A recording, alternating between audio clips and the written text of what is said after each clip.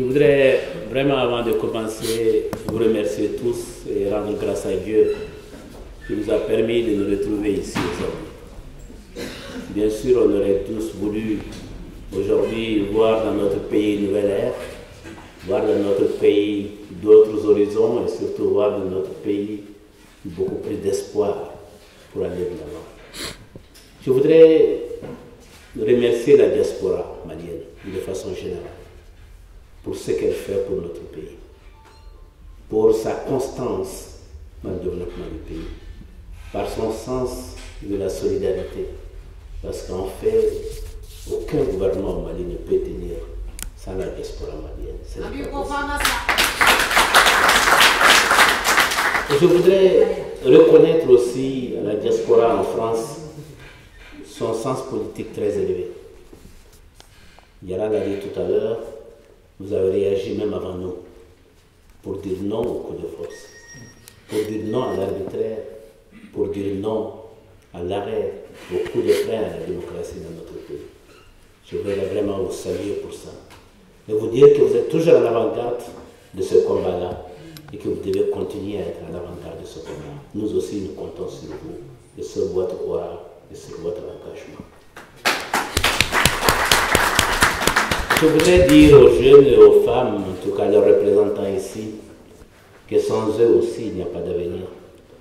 Je dis toujours que les femmes sont les premières à se battre.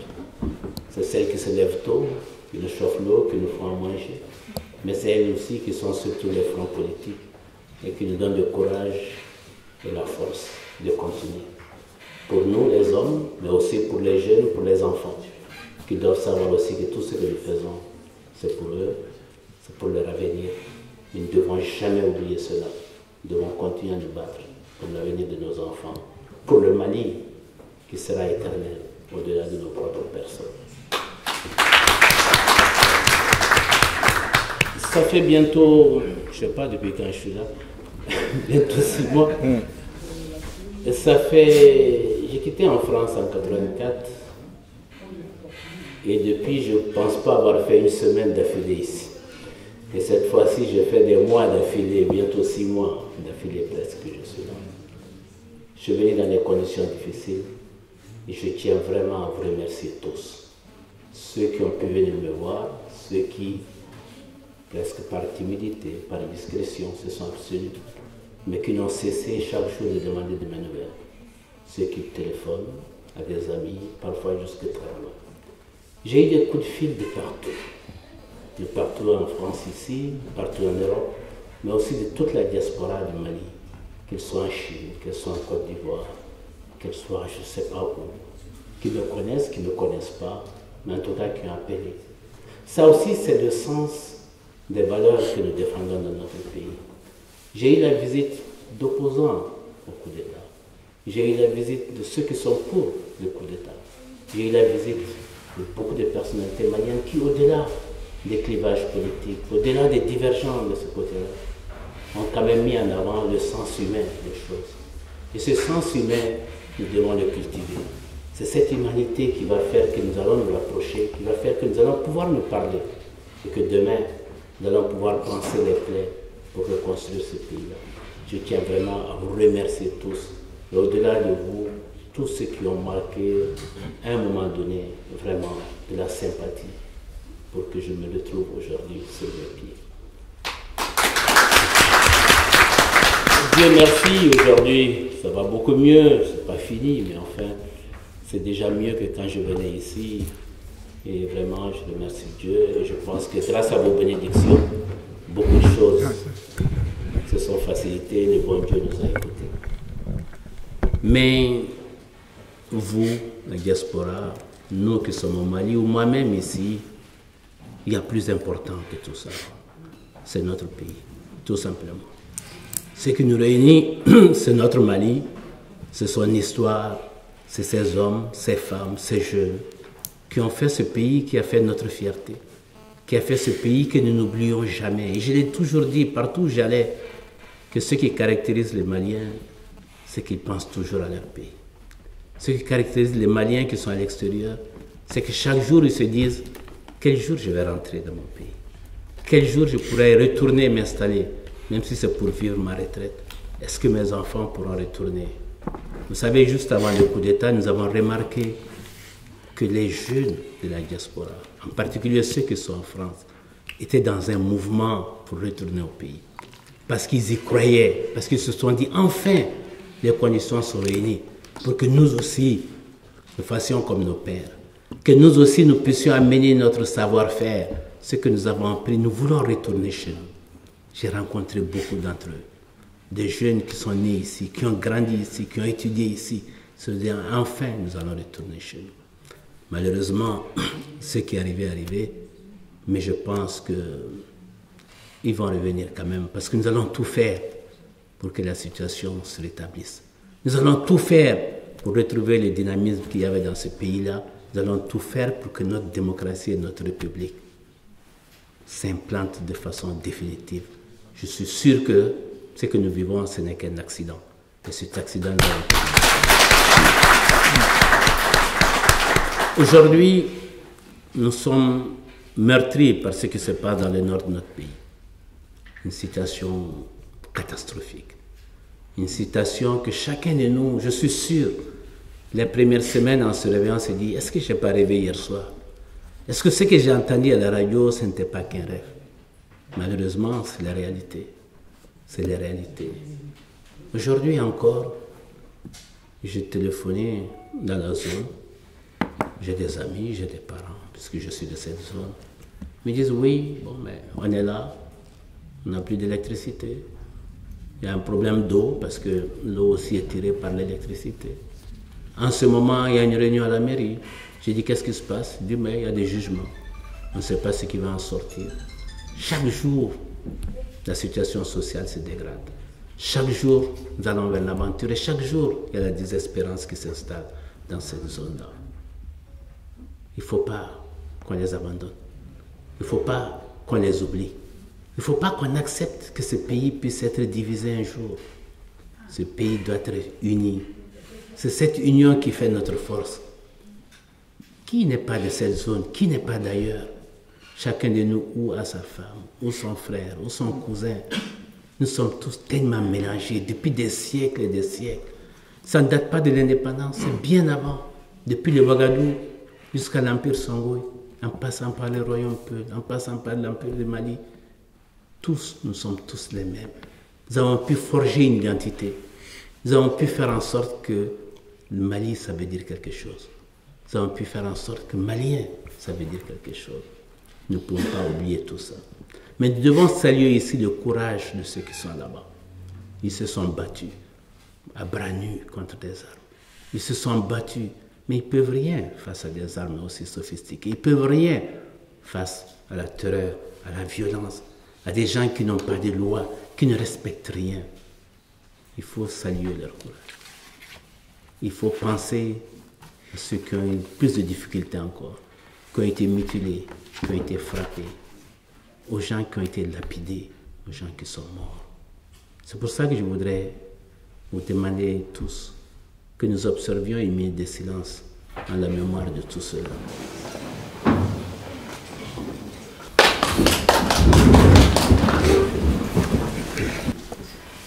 Aujourd'hui, le premier combat, c'est libérer le nord de notre pays. Le premier combat, c'est retrouver l'unité de notre pays. Pour cela, nous devons aussi saluer les amis du Mali, ceux qui se battent autant que nous, qu'ils soient la CEDEAO, qu'ils soient l'Union africaine, qu'ils soient de la communauté internationale, qu'ils soient ici en France où nous vivons. Je crois qu'il faut les saluer et les remercier, les encourager. Mais ce qui va le plus les encourager, c'est ce que nous avons fait hier à Bamako, ou avant-hier à Bamako, en nous mobilisant, en montrant que nous voulons d'eux, en montrant que nous avons besoin d'eux. Chaque pays, à un moment donné, peut avoir besoin de ses voisins. Le Mali a aidé des pays à se libérer. Les soldats maliens sont partis dans plusieurs pays en Afrique. Aujourd'hui, nous avons besoin des autres. Mais nous devons leur montrer que nous avons besoin d'eux. Et non dire non, non, on n'a pas besoin d'eux. Comme mettre un orgueil mal placé. Nous sommes fiers. Mais notre fierté ne doit pas nous empêcher de nous faire aider quand il le faut. Ça aussi, c'est une valeur qu'il faut savoir mettre en avant. Il faut savoir être humble quand il le faut, être téméraire quand il le faut. On ne devient pas téméraire pour se suicider et disparaître. Et c'est pour ça que je salue aujourd'hui la dernière résolution du Conseil de sécurité qui va dans le bon sens, mais nous devons continuer à nous mobiliser. Nous devons continuer à montrer que nous voulons de l'aide, que nous voulons que la CEDEAO nous aide. Dieu merci, le FDR l'a dit depuis le premier jour. Dieu merci, je l'ai dit moi-même depuis le premier jour. Et l'histoire est en train de nous donner raison. Donc, faisons en sorte que nos frères qui ne croyaient pas à cette solution, qu'eux aussi viennent à cette solution. Parce que je suis sûr que, comme nous voulons que ce pays soit sauvé.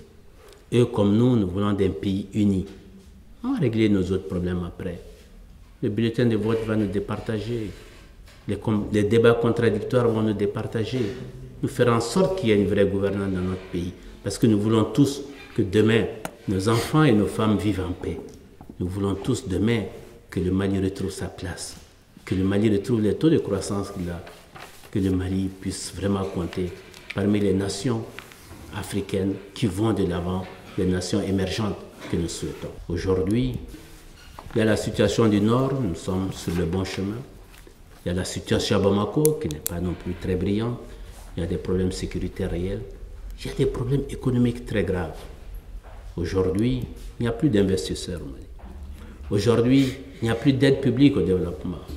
Aujourd'hui, tout le monde perd son emploi. Ça veut dire que la situation devient extrêmement grave. Vous vivez dans une situation économique difficile de plus en plus en Europe. Ça veut dire l'aide que vous nous apportez là-bas, elle aussi, cette aide-là aussi va diminuer. Ça veut dire qu'il y a une conjonction de forces négatives qui s'installent et les plus pauvres, les plus démunis vont souffrir encore plus. Les malades n'auront pas de médicaments. Les enfants iront de moins en moins à l'école. Ça veut dire que le niveau global va baisser et ça va nous mettre en retard et beaucoup plus en retard. C'est pour ça que nous devons sortir de cette situation le plus rapidement possible. La situation économique est très grave. La situation sociale est difficile. La situation sécuritaire, n'en parlons pas.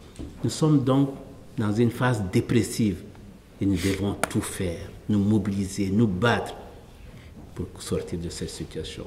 Et nous avons besoin des autres.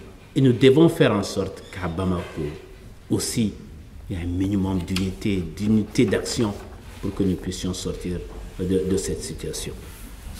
Je pense aujourd'hui que nous sommes sur une bonne voie. La bonne voie, c'est quoi? Nous avons l'aide de pays amis importants, que ce soit l'Union européenne, que ce soit les États-Unis, que ce soit la France, et je pense d'autres pays, mais aussi nous avons le soutien de l'Union africaine, nous avons le soutien de la CEDEAO. Et je pense aujourd'hui que les forces démocratiques qui se sont mobilisées à Bamako vont aussi nous aider à avancer dans ce sens. Moi, ce que je pense, c'est que nous avons une occasion aujourd'hui d'échanger, de voir quelles sont les préoccupations des uns et des autres, d'échanger en information et surtout de rester mobilisés, de rester solidaires pour que nous puissions aller de l'avant. Je ne voudrais pas parler beaucoup plus longtemps, je pense que le plus difficile, c'est qu'on soit tous là, mais le plus important, c'est qu'on puisse changer, qu'on essaye nous aussi d'apporter quelque chose de positif à la marche en avant que nous souhaitons pour notre pays. En tout cas, merci à tous d'être là. Vive le Mali uni, le Mali prospère, le Mali uni. Merci, Président. Je crois qu'on est tous rassurés, parce qu'il y en a pas mal de téléphones quand même qui sonnent, comment il va, est-ce qu'il va bien. Voilà, vous l'avez dit, il est là, il est en bonne santé, pensez en ordre. Alors, maintenant, il y a effectivement des questions, il y a beaucoup de questions quand même qui sont été posées à ce moment-là, c'est lui qui doit répondre. On les a regroupés en 3-4 thèmes. Donc, on ne peut pas, bien sûr, je peux appeler les noms des personnes qui ont posé des questions, mais on va essayer de traiter par thème. Et la première question, c'est Djibril Djambana. Tu peux poser ta question, venez par là. Madame, Monsieur, bonsoir. Bonsoir, Monsieur Soumaïla Cissé. Je suis un militant du comité du Bourget.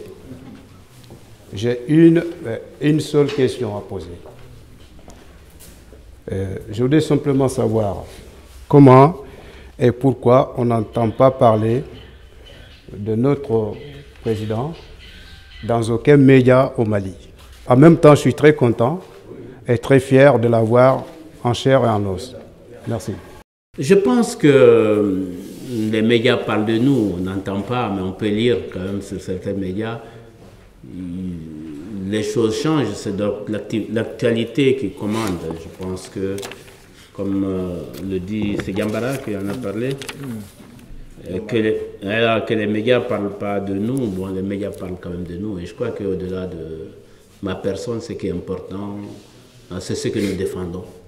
Ce qui est important, c'est les valeurs que nous défendons. Elles sont défendues par l'FDR, par l'IRD, par l'ADEMA, par le PDS, enfin, tous les partis, le Parena, tous les partis qui sont avec nous. Et je crois que c'est ça qui est le plus important aujourd'hui, au-delà de nos propres personnes. De savoir si M. Soumaïla Cissé s'engagerait davantage pour la résolution des problèmes du Nord, notamment la mobilisation des fonds sur le plan international en faveur des réfugiés et les déplacés internes. Le Nord, Mme Bokoum en a parlé. Mme Bokoum, j'ai passé quelques mois ici. J'ai rencontré beaucoup de gens. J'ai été aux États-Unis, je suis resté quelques semaines. J'ai rencontré aussi des gens. Et je pense que chacun de nous, avec ses contacts, essaie de travailler pour notre pays. J'ai été à la Banque mondiale, j'ai été au Fonds monétaire. Et je leur ai dit de ne pas abandonner notre pays. Je leur ai dit que ce qu'ils doivent faire, ils doivent le faire dès aujourd'hui. Parce que dans tous les cas, plus ça traîne, plus ça va coûter cher. Et ça va coûter cher à l'ensemble de la communauté internationale. On n'abandonne pas un pays. Quelle que soit la situation, ils seront là. J'espère qu'ils ont compris, ils m'ont promis, et à la banque et au fonds, qu'après la réunion annuelle qui se tient en ce moment au Japon, ils vont venir au Mali, évaluer la situation et voir ce qu'il y a lieu de faire. Au-delà des actions de développement habituelles, il y a des actions humanitaires à faire. Il y a des réfugiés, je n'avais pas parlé dans mon introduction, mais je pense beaucoup à eux. Il y a plus de 400 000 personnes dehors, qui sont au Niger, au Burkina, en Mauritanie, et un peu partout, et même à l'intérieur du Mali. Il faut penser à eux. Il y a des enfants qui ne vont plus à l'école. Il y a des femmes qui ont des difficultés d'assistance médicale. Et les gens vivent dans des conditions très précaires. Ces derniers temps, il y a le choléra qui s'y est mêlé. Et les hôpitaux sont vides. Et la situation est très, très grave. Je crois que quand on pense à tout ça, il y a vraiment les grands principes de droits de l'homme, il y a des grands principes de gouvernance, mais je pense aussi que l'aspect humanitaire doit être souligné pour que les populations les plus démunies puissent être soulagées, en tout cas le plus que possible. Je pense que ce contact-là, je continuerai à l'avoir et je ferai tout pour les populations de mon pays. Bonjour, Monsieur le Président Cissé. Aujourd'hui, ce qui empêche vraiment l'intervention militaire au nord, on voulait savoir un peu plus de détails, s'il vous plaît. Niaraté demande qu'est-ce qui empêche l'intervention au nord. Bon, on peut en parler pendant des heures. Mais ce qui est sûr, c'est qu'il y a un minimum de conditions. D'abord, on a eu beaucoup de tergiversations à Bamako. Je crois que ceci est une réalité. Ensuite, il faut évaluer correctement ce qu'il y a lieu de faire. Ensuite, est-ce que le dialogue est possible? Et il y a une communauté internationale qui est là, il y a des problèmes de droit international. Et je crois qu'il faut réunir tout ça pour pouvoir intervenir correctement. Mais ce qui est important aujourd'hui, c'est la dynamique qui est créée. Et cette dynamique est déjà bien enclenchée avec la résolution qui a été votée hier à l'unanimité. Je crois que c'est important. Et celle qui est attendue dans le mois à venir, en tout cas dans les 30 jours à venir, si nos techniciens arrivent à faire un bon document, je suis sûr qu'ils feront ce document-là. Et en ce temps, on verra concrètement s'il y a lieu d'aller à la guerre, ou dans quelles conditions, ou si vraiment des gens sont devenus brusquement raisonnables pour pouvoir reculer. Mais il faut préjuger de rien, il faut continuer à se préparer. Et la guerre, ça se prépare. Et je pense qu'aujourd'hui, la communauté internationale elle-même voit les dangers. Le danger, ce n'est pas que le nord du Mali, c'est tout le Mali. Le danger, ce n'est pas que tout le Mali, c'est toute la zone sahélienne, c'est tous les voisins et c'est même la communauté internationale. On a vu que les Américains qui ont été tués en Libye, l'ambassade, mais les gens viennent du Mali. Il y en a qui viennent du Mali. Ça veut dire donc que du Mali, maintenant, on peut toucher n'importe quel pays du monde. Donc ça devient un problème international et ça ne peut pas rester comme ça. Il faut régler ce problème le plus rapidement du monde, sinon c'est un virus qui va se répandre un peu partout. Bonjour tout le monde. Également bonjour au M. Cissé. Moi, ma première question pour savoir comment va ton santé. Deuxième question, en tant que ressortissant de Niafunké, comment ça se fait que le problème qui se déroule dans notre pays a été arrivé comment? Est-ce que vous pouvez nous donner une explication si vous êtes au courant de le gouvernement qui était en place, les problèmes qui nous sont arrivés aujourd'hui? La troisième question, quelle initiative que M. Cissé a pris pour l'avenir de notre pays? Merci. Merci. Ma santé, ça va mieux, ça va mieux. Bon, je suis encore en convalescence, j'ai encore quelques traitements avec les médecins, mais je pense que, j'espère, je pense que je suis sorti de danger, c'est le plus important. Je n'ai pas bien compris la dernière question de Kanté concernant Niafunké. Bon, à Niafunké, mais je suis malien, hein. Et ceux qui sont des cas, ils sont concernés comme ceux qui sont à Niafunké ou à Gao. Je crois que l'important, c'est cela. C'est vrai, je suis directement touché. J'ai ma famille là-bas, j'ai des parents, j'ai des amis. J'ai téléphoné ce matin même à Niafunké. La situation n'est pas très reluisante et je crois que ça m'interpelle tous. Et nous devons tout faire pour que ça aille rapidement. Des procès sur le gouvernement qu'il y avait, les choses qu'il y avait, on était tous là, on est tous vivants. Personne ne s'attendait à une catastrophe. Je crois que s'attendre à une catastrophe et qu'on tourne tous la tête, qu'on attend la catastrophe pour dire « ah, on savait », je crois que c'est un peu puéril comme argument. Il y a une situation qui est là, qui n'est pas bonne, et je crois que mobilisons-nous pour régler ce problème. Mobilisons-nous pour cela, et non de passer le temps à nous invectiver. Ah, c'est votre faute, c'est vous qui avez fait ceci, c'est vous qui n'avez pas fait cela. Bon, je crois que ça ne nous avance à rien. Aujourd'hui, notre pays est menacé de disparition. C'est plus important que tout. Et il n'y a pas plus grave, je crois que dans l'histoire de notre zone, c'est peut-être depuis 1591, je dis ça aux gens, quand les Marocains ont envahi l'Empire Songhai, qu'on a eu cette histoire-là, où le pays a été disloqué et qu'on a mis du temps à le reconstituer. Bien sûr, peut-être la colonisation. Mais enfin, c'est pour vous dire que c'est très très loin dans nos mémoires et que ce que nous vivons aujourd'hui, nous ne nous en rendons pas compte parce que nous sommes contemporains de cette situation, mais dans quelques années, dans quelques siècles, l'histoire retiendra cette date-là. Et un de vos arrière-petits-fils va dire mon arrière-grand-père était là ce jour-là. Qu'a-t-il fait? Qu'a-t-il fait? Il s'est contenté de critiquer l'ancien régime. Ça ne les intéresse pas. Qu'a-t-il fait pour qu'aujourd'hui, je puisse me retrouver dans un pays qui vit en paix, qui a oublié ce passé douloureux et qui a pu surtout le surmonter? C'est ça le plus important et je crois que c'est sur ça que nous devons travailler.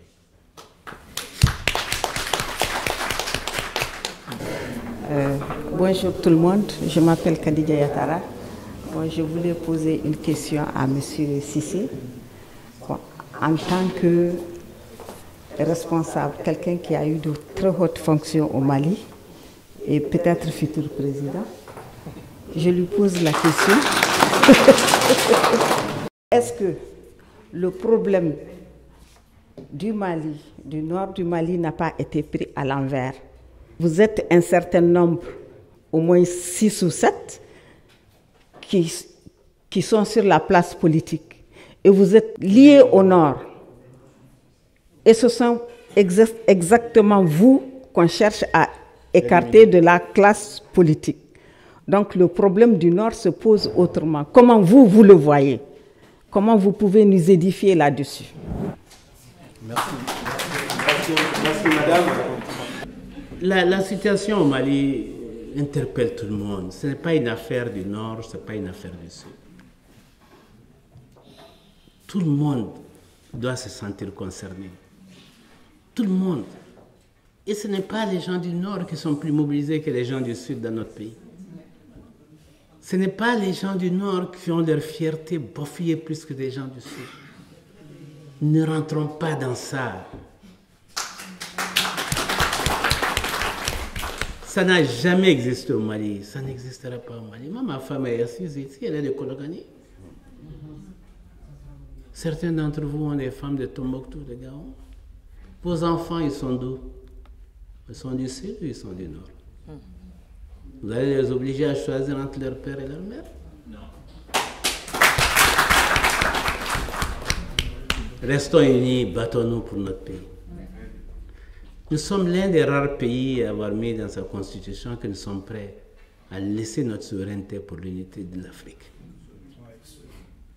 Ça veut dire que demain, s'il y a une fédération, les Maliens unanimement sont prêts à y entrer. Le Mali et le Sénégal ont ça dans leur constitution. Il n'y a pas beaucoup de pays africains qui ont ça. Et quels que soient les changements de régime qu'il y a eu au Mali, personne ne l'a enlevé. Et on ne l'enlèvera pas demain.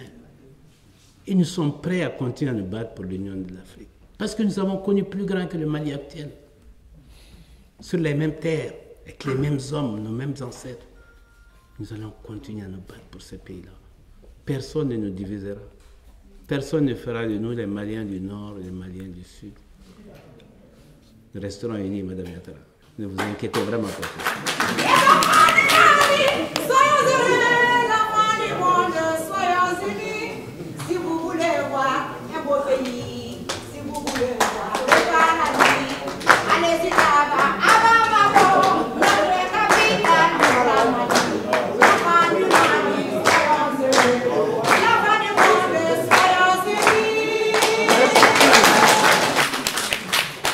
Bonjour tout le monde, je m'appelle Lassana Kamara, je suis adhérent du parti FDR France. Alors bonjour Monsieur le Président Soumaïla Cissé. Moi j'ai juste des questions. Comment ça fait que les militaires du Mali, ils sont laissent leur matériel là-bas, ils sont filles de rentrer à Bamako et il n'y a pas de matériel au Mali. La guerre, ce n'est pas question de ne pas de matériel. La guerre, c'est technique. Son fils, Sarandro, il est venu au Mali et maintenant, on a 10 ans de retard. Merci beaucoup. Voilà. Deuxième question. Comment Sarandro, il est toujours là-bas, c'est lui qui décide. Comment les militaires vont aller faire la conquête du Nord pour aller libérer le Nord? Voilà, j'ai 2 questions. Merci. Vous savez, il y a eu des difficultés pour l'armée. On n'est jamais fier quand on est dans une défaite. On n'est jamais fier quand on est dans une situation de faiblesse. Mais on ne peut remonter qu'en s'appuyant sur ces mêmes jambes. Quand vous êtes dernier de 100 mètres, pour gagner, c'est les mêmes jambes pour courir et pour gagner. Nous devons nous appuyer sur la même armée. Qu'est-ce qui a manqué? Qu'est-ce qui a manqué? Qu'est-ce qu'il nous faut aujourd'hui? Vous savez, les autres peuvent nous aider, mais si on n'a pas d'armée, on ne sera pas libéré. Même s'ils nous aident à reconquérir, ils ne vont pas rester là, à moins qu'on leur donne une carte d'identité malienne. Ils vont repartir chez eux. Ce jour-là, il faut qu'il y ait une armée malienne qui soit là, qui soit motivée, qui a l'éthique qu'il faut, qui a la bravoure qu'il faut, qui a les moyens qu'il faut pour dire c'est mon pays, c'est à moi de le défendre en premier. L'histoire est jalonnée de situations comme ça. Je ne vais pas prendre des pays par-ci, par-là, qui ont connu des situations dramatiques, où les armées étaient en débandade, mais qui ont su trouver la force morale pour revenir, pour se rebattre, pour reconquérir leur pays, avec l'aide d'autres, mais qui aujourd'hui ont formé les armées les plus puissantes. Parmi ces armées, il y en a qui vont nous aider, qui ont connu 30 ans, 40 ans, 50 ans de situations beaucoup plus difficiles. Ne désespérons pas de nos propres enfants, de nos propres frères. Ces Maliens qui ont perdu dans le Nord, c'est vos parents, c'est vos frères, c'est vos sœurs. On n'a pas forcément plus de vertu qu'eux. Il faut pouvoir rebondir sur ça. La défaite devait nous aider à repartir vers d'autres victoires. Et nous devons nous battre pour ces victoires-là. Et nous allons continuer à libérer le Nord. Nous allons continuer à nous battre pour la démocratie et la République, pour que chacun de nous connaisse les règles du jeu. Une fois que ces règles du jeu sont approuvées et comprises par tout le monde, je pense qu'on retrouvera notre sérénité, notre marche en avant. Je l'ai dit au début, il faut que ce soit une parenthèse. Et cette parenthèse doit être la plus fermée, la plus petite possible pour que nous allions de l'avant. Donc il ne faut pas désespérer, il faut aider cette armée à se réformer, il faut aider à voir les carences, il faut aider à remettre de l'éthique, à remettre du courage et à dire que c'est à eux de remplir leurs fonctions. Nous ne pouvons pas, nous, dans cette salle, les remplacer, même si on nous donnait des armes, même si nous avons le cœur dans la main, courageux, descendant de grands guerriers. Et je crois qu'il faut aujourd'hui que nous acceptions ces difficultés, que nous appuyions sur ces difficultés pour repartir. Le Sanogo décide, mais je crois que les choses changent petit à petit. Et ce qui est important, c'est vraiment la dynamique dans laquelle nous allons. Nous avons connu des moments très difficiles avec l'agression qu'il y a eu contre le président Dionkunda. C'était dramatique. Nous avons pu surmonter cela. Nous étions la risée du monde entier. Aujourd'hui, le président a retrouvé ses facultés. Il a pu contacter ses pairs pour que la CEDEAO vienne aujourd'hui, qu'un gouvernement plus large soit là et que les rôles des militaires soient cadrés de plus en plus. Mais je crois qu'il faut continuer dans ce sens pour que chacun retrouve la place qui est la sienne et qu'on reste dans cette perspective. Et je crois que c'est comme ça que petit à petit, par pédagogie, nous puissions vraiment remettre le pays dans le bon sens et que la gouvernance que nous souhaitons tous puisse prendre droit de cité. Je m'appelle Kassim Sy. Kassim Sy. Moi, j'aimerais poser seulement une seule petite question, à savoir quelle est la position de l'URD et du FDR par rapport à la libération du Nord et par rapport aussi aux futures élections. Est-ce qu'il faut déjà libérer le Nord avant les élections ou les élections avant la libération du Nord? Et quelle est la position de l'URD par rapport à cette question? Merci. Donc, le président l'URD et le FDR par rapport à la libération des élections. Je donne toujours l'image d'un homme qui marche, qui a 2 pieds. Il amène le pied gauche loin, mais il est obligé de s'arrêter. Tant que le pied droit ne vient pas à sa hauteur, il ne pourra pas avancer. Vous savez, nous sommes exactement dans la même situation. Il faut libérer le Nord, il faut faire des élections. Il ne faut pas dire on va faire que ça d'abord, que ça après. Je crois qu'il faut travailler dans les 2 sens. En même temps qu'on libère le Nord, il faut travailler à ce que les conditions soient réunies pour une élection.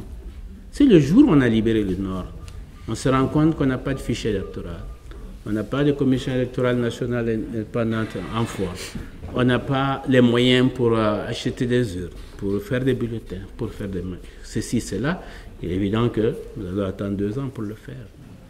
Si on commence par des élections, on dit on fait des élections, et qu'enfin, le jour du vote, on se rend compte que personne n'est disponible pour voter, parce qu'il y a la guerre au Nord, parce que les gens sont réfugiés, parce que les gens ont peur pour leur sécurité, ou que les gens n'ont pas à manger, qu'ils ont d'autres préoccupations, mais vous ne ferez pas d'élection non plus. Et je crois qu'il ne s'agit pas de mettre l'un ou l'autre. Il faut travailler sur les 2 piliers en même temps pour qu'on soit dans des conditions idoines, pour que 80-90% des gens soient dans des conditions de sérénité requises pour qu'on puisse aller à des votes. Mais la priorité, c'est vrai, c'est la libération du Nord. Mais il faut aussi penser, au moment où on fait une action, qu'est-ce qu'on va faire après? Et ça, certains doivent réfléchir à ça, c'est leur travail, pour que l'ensemble soit en harmonie. On ne finit pas de manger et dire, bon, maintenant, où est-ce que je vais avoir de l'eau pour boire? Je crois qu'on amène, la maîtresse de maison nous apprête un peu tout ça, et on finit par boire dans quel ordre on consomme tout ce qui est là. Voilà, merci. Merci, camarades militants. Monsieur le Président, Madame la Présidente, Monsieur le Secrétaire Général, Mesdames et Messieurs, merci d'avoir honoré le FDR de cette invitation auprès du Président de l'URD, M. Soumaïla Cissé. Le FDR est honoré pour cette invitation et à cet égard, il a diligenté une délégation. Je vois parmi nous M. Mahamadou Cissé, qui est le secrétaire général du Parena France, M. Mamadou Batili, le président du Parena France, M. Hamidou Traoré, président du PDS, et moi-même, votre modeste serviteur Amélie Guerra, secrétaire général de la section Adema France.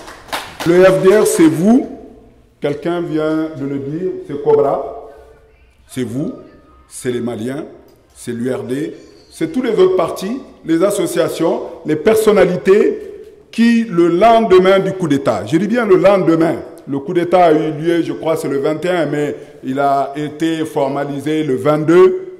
Au soir du 22, ces militants qui étaient déjà organisés en coordination ont décidé de dire non au coup d'État.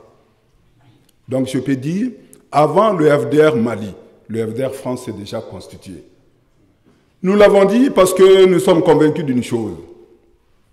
C'est que mars 91, les centaines de vies humaines qui sont perdues, nous leur devons quelque chose. Ils ne doivent pas se tourner dans leur tombe parce que des personnes, je ne les qualifierai pas autrement que vous ne le savez vous-même, au hasard d'un détour, je dirais, d'autres le qualifieront mieux que moi, ont décidé d'interrompre ce que nous avons de plus précieux, la démocratie, la paix au Mali.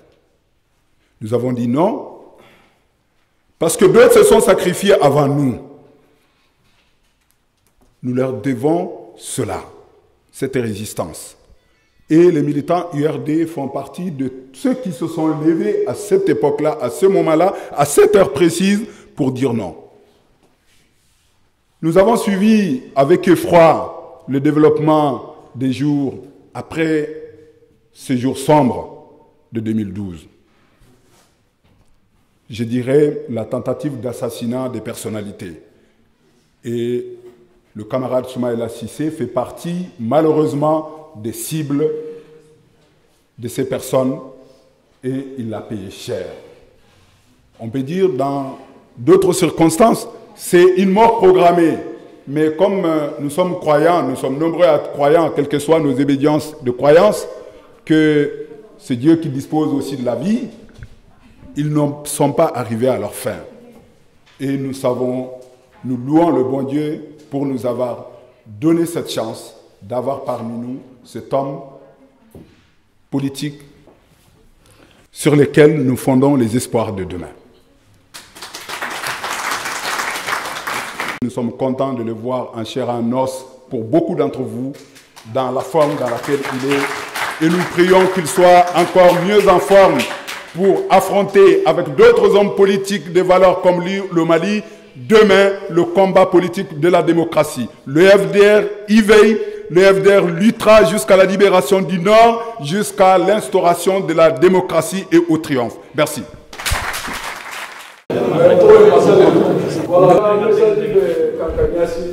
Malien bela jelendema asuraga na koroboro ana madambe fefembe bon Mali jamana munye jamana mindambe de klenye sanakuya ani balmaya muso chamambe ya wenyero nyo keuro la meniye makanani na fuloko ni feunye na fulo mana ba fente entuku bo koroboro jatela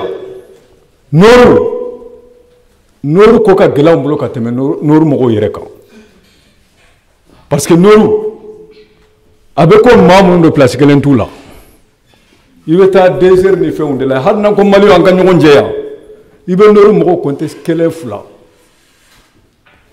ibe mali to l'ouest mo kaini jamana to mogo ye chogomi ite noru mogo chogola prévenir nyembe nka respect muso doka madame Koulibaly atekene kaya anya carte domina quand kata MNLA saisi la Strasbourg ne masalen tumbe teti la odon ni mamun tumbe ibse ka témoigner noru fasali ode ne je suis dukure de Tambakara nkoro muso mba de muso folo a furlembe koroboro kedema alu yabilan meiga ay duna bla il y a 2 semaines aka sanga fo kerambolo kedla garo dunda il est de Minaka.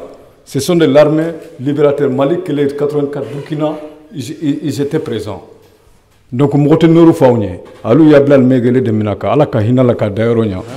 Donc, Mali, en bambolo de Dignuroma, Monsieur le Président Soumaïla Sissé a ému Djabi, Djabou ni Bena. Mali fonctionnaire Benorude, ni Morombe Malido, Nena Bedjera, Kayi, gouverneur, gendarme, douanier, Maragate fonctionnaire à RFE. Maragate service fait. Mais ni n'antunya to de corner de fasali que 4 présence ni fait là. Voix bambolo, mo banco, a djelen bagné. Mais hôtel, ambe kalanke la fait, ambe barake la fait, ambe malibé fait. Voilà, message mbembolo ka di malien bela djelema ouais nigne. Anka djeka malidla, ore kanini suraga de nigne, fula de nigne, maraga de nigne. Dambe bela, dambe ko nanga toé. Masale dukure itako. Masale dukure. Bon de folie. OK, merci. On m'a fait ka dugure fo aymi fo malikola ambeka kala. Jamana be ambe mali on be jamana chamana. Ni a jamana chamange. Tara Chine, tara Ghana, nanaya. Ni nanaya. Sarakole de la chap. Organiser un peu foyer là. Donc fin chaman beke tout est bien cadeau là. Je crois qu'il y a eu de faux. Ni tara Ghana avec corobro. Avec cadeau. Sarakole te yo. De madame nous be ni réunion ka ruf na tena. Ibita Abidjan be Sarakole be fula yu dama be koroboro yu dama jamana be na toya ni mogo be ram na toya donc ko shi kana ke mogo shi nyana ki be yoro na to te jamana fe yoro be na toya ayu deme kana aya yirula ku fana yu nyakon ni tara foila ni maraka kan dron be foita me ibita ita fam. Ça doit être Sarakole quand on est à femme.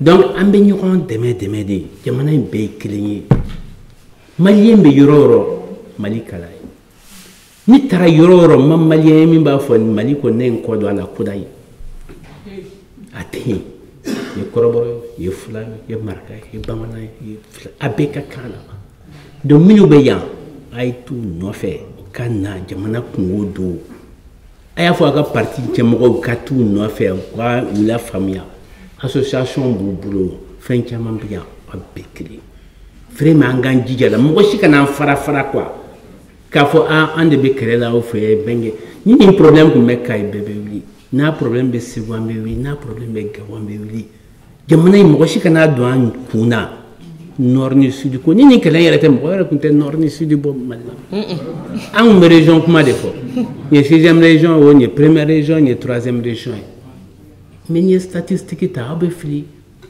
an bɛ politique kɛ an b'a dɔn mɔgɔw bɛ yɔrɔ min na i bɛ taa Kita fulaw ka ca ni maninkaw ye Kita i bɛ taa Kɔlɔnjɛba fulaw ni kɔrɔbɔrɔw ka ca ni yen Senofow ye mɔgɔw bɛ fili la kojugu jamana in tɛ jamana ye min b'a nɔ na kuda ye don o don mɔgɔw bɛ taa don o don mɔgɔw bɛ na mɔgɔw donna ɲɔgɔn na fo k'a dama tɛmɛ a tɛ se ka kɛ komi jamana minnu bɛ an ka woroduguya fan fɛ olu bara nord ni sud signification b'a la an bara o tɛ yen tuguni o an bara o tɛ yen tuguni dɛ donc mɔgɔ donna la i bɛ fili la quoi donc ala k'an dɛmɛ halisa k'an bɛn sababa ma.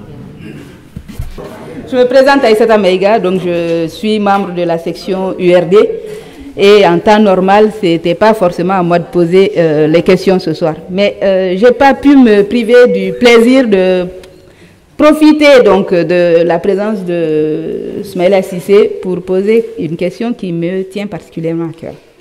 Je tiens d'abord à féliciter le président pour sa brillante réponse aux questions d'ordre politique et évidemment la question qui préoccupe tout le monde, qui est la question du Nord, la crise au Nord.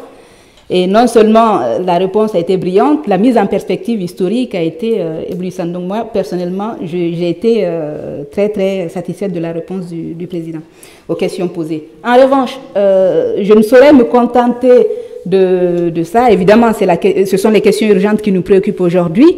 Mais avoir quelqu'un qui a été donc directeur de la CMDT, c'est-à-dire la filière économique la plus importante au Mali, qui a été ministre de l'équipement, donc pour un pays enclavé comme le Mali, quand on connaît l'importance des questions des infrastructures et de l'équipement du pays, et qui a été ministre des Finances, donc qui a été au cœur des questions financières du pays, et qui au-delà a géré la politique monétaire ouest-africaine à l'UEMOA pendant des années avec le succès que l'on connaît, on ne peut pas s'empêcher de lui poser la question d'ordre économique qui est de savoir, au demeurant il a fait un diagnostic au passant, donc qui est de savoir aujourd'hui à partir de ce diagnostic-là, quelles sont les filières porteuses qu'il identifierait au Mali, malgré la crise, malgré la situation politique difficile, malgré la crise au Nord. Je veux dire, ça ne doit pas nous empêcher de réfléchir à moyen long terme et de se dire, malgré tout ça, puisqu'on sait que ce problème, on va le vaincre, on va y arriver,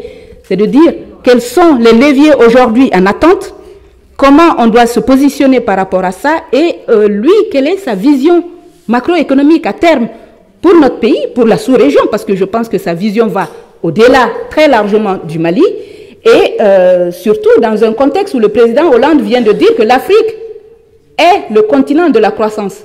Si tel est le cas, quelle est la place du Mali de demain dans l'Afrique? Merci, Monsieur le Président. Aïssata a parlé des problèmes économiques. Le Mali, à lui au moins, on peut considérer que le Mali, c'était le 3e pays. Côte d'Ivoire, Sénégal, Mali. On avait des taux de croissance importants, une inflation maîtrisée, des niveaux d'investissement importants. Mais le Mali... Moi, je dis toujours que le Mali, c'est 6 excellences. J'ai eu la chance d'inventer ça dans ma tête. Quand Mandela est venu au Mali, il m'a dit de faire un discours. Je dis, bon, je lui ai expliqué ce que c'est que le Mali. Et j'ai dit, le Mali, c'est 6 excellences et c'est sur ça qu'il faut bâtir demain la prospérité de ce pays-là. Le premier, c'est le coton. À l'époque, nous étions premiers producteurs de coton africain et aujourd'hui, je pense que cette année, nous allons encore le redevenir. Par l'Égypte qui est de l'autre côté, sur l'Afrique noire, le Mali va être le premier producteur africain de coton. Donc, c'est une excellence sur laquelle il faut se battre. La deuxième excellence, c'est l'or. Nous sommes troisième producteur africain d'or, après l'Afrique du Sud et le Ghana. Troisième excellence, je leur ai dit que c'est l'élevage. Au Mali, on peut dire que chaque Mali a sa vache. Ça veut dire que c'est un grand pays d'élevage. Que si nous arrivons à faire quelque chose de cet élevage-là, nous avons là aussi un outil important pour avancer. Quatrième excellence, c'est l'Office du Niger, tout simplement. Nous avons plus d'1 million de terres irrigables par gravité. On n'a pas besoin de faire autre chose. Il suffit de faire le canal, l'eau descend. Et là, on peut faire du riz suffisamment. On peut faire autre chose, la canne à sucre, des légumes, de l'élevage même, et qu'on peut exporter sur l'extérieur. J'en suis déjà 4, il m'en manque 2. Cinquième, pour moi, c'est le tourisme. Quand on a Tombouctou, quand on a Djenné, quand on a le pays de Gong, quand on a les monts Manding, quand on a l'histoire que nous avons, quand on a le delta central du fleuve Niger, quand on connaît les problèmes migratoires des oiseaux dans cette zone-là, on peut dire qu'il y a quelque chose à vendre et que le tourisme au Mali fait partie des excellences. Alors, la sixième excellence, je pense honnêtement que c'est les hommes du Mali. Parce que tout simplement,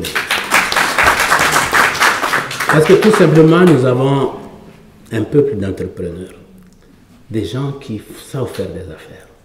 Et je pense qu'on n'exploite pas suffisamment ce savoir-faire.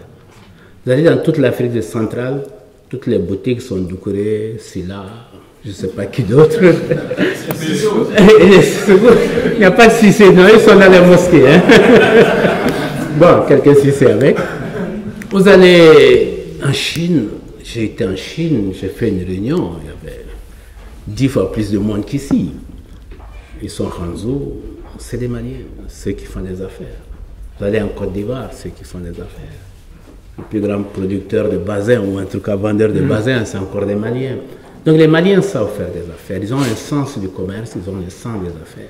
Et ça date de longtemps, depuis l'Empire du Ghana jusqu'à aujourd'hui. Je crois que ce savoir-faire-là, il faut aussi pouvoir l'exploiter, savoir qu'on a les ressources humaines pour aller de l'avant. Je pense qu'avec ces 6 excellences, on peut développer ce pays, on peut aller de l'avant. Monsieur le Président, bonjour. Voilà. Madame la Présidente, bonjour. Voilà, je suis ravi de vous voir et nous sommes tous aujourd'hui présents et nous sommes très, très sincèrement contents de vous voir. Alors moi, ma question, je la poserai sur 2 thèmes. La problématique de la sécurité et de l'organisation, de la réorganisation de l'armée au Mali. La réorganisation de l'armée au Mali. Nous savons que s'il plaît au bon Dieu, nous allons vaincre le problème auquel nous sommes confrontés aujourd'hui. Alors, est-ce que, Monsieur le Président, nous pouvons aller, lorsque nous allons gagner cette guerre avec la communauté internationale, est-ce que nous allons aller maintenant vers une autre nature d'armée? Je veux dire par là, est-ce que ça va être une armée de circonscription? C'est-à-dire, est-ce que l'armée va faire appel à la nation pour qu'on puisse souder cette armée à la nation? La première question que je vais vous poser. Alors la deuxième question, c'est Mme Maïga qui a entamé la question, mais moi je vais aller dans ce sens-là parce que le Mali avait eu, il y a de cela quelques années, un taux de croissance quand même relativement important qui nous a permis de créer des emplois.